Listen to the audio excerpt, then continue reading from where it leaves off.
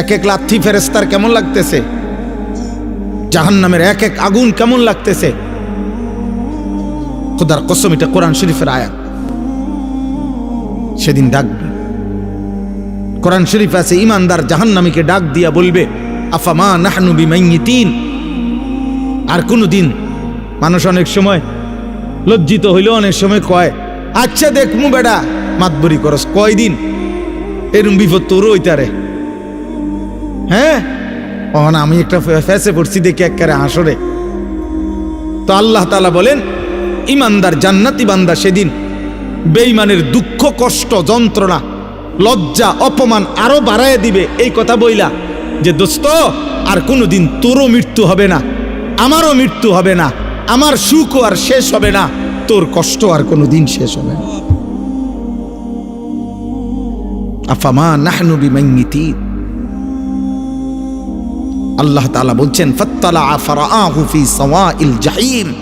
প্রত্যেকটা ইমানদার জান্নাতি তার পরিচিত জাহান্নামীদেরকে সরাসরি জান্নাত থেকে বসেই জাহান্নামে দেখবে আযাবের মধ্যে হাবুডুবু খাচ্ছে। কোন মানুষের জন্য এটা বড় অপমান যে পিঠা খাইলে খাইছি আর কি, তে দেখ গেলে লোকা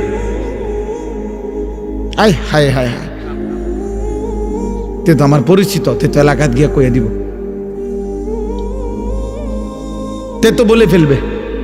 এটারও মানুষের লজ্জা বাড়ায় দেয়, কষ্ট বাড়ায় দেয়, যন্ত্রণা বাড়ায় দেয়। ইমানদার দেখবে তাকায়া, ইমানদার গল্প করবে, কোরআন শরীফে আছে, গল্প করবে।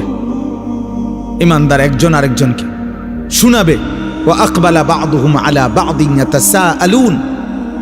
এক জান্নাতি আরেক জান্নাতিকে মুখোমুখি হয়ে গল্প করবে আর বলবে, অমুক অমুক দুনিয়াতে আমার পরিচিত ছিল, যারা আমাকে বলতো আখিরাত হবে না, যারা আমাকে বলতো নাফরমানি আর অশ্লীলতার অসভ্যতার মধ্যে ডুবে থাকতে, আমি আল্লাহর রহমতে তাদের কথা না শুনে আল্লাহর গোলামি করে গেছি।